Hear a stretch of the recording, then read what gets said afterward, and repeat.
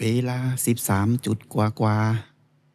ตื่นขึ้นมายังงงๆกับชีวิตเป็นวิถีธรรมดาฟ้าลิขิตแต่มือนี่เหมือนหน้ามืดเหมือนตาลายเบิ่งดีๆเอ้าบ่แมนเป็นทั้งตึกทั้งเสื้อผ้าทั้งเพดานสั่นบ่หายแผ่นดินไหวใจกลางเมืองคนโวยวายจึงวิ่งว่อนวุ่นวายบนเวียนหนีเบิ่งภาพข่าวใจแทบช็อกสุดสะพรึงจตุจักรตึกถล่มเหมือนในหนังประตูน้ำค้นแลนหนียังบ้าคลั่งรถไฟฟ้าถูกค้อนสั่นเหมือนพูดผีบนยอดตึกโยกเยกอย่างน่ากลัวสั่นท่วนทั่วหนีตายภัยคราวนี้ทั่วกรุงเทพโกลาหลสุดหลีกลี่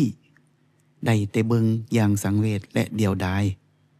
คำสอนปูสังกษายาสังกสีว่าความตายแขนข้อทุกบาทยางตื่นมือเศร้าเห็นหน้าจังว่ายังจงละวังพึงสังวรถึงความตาย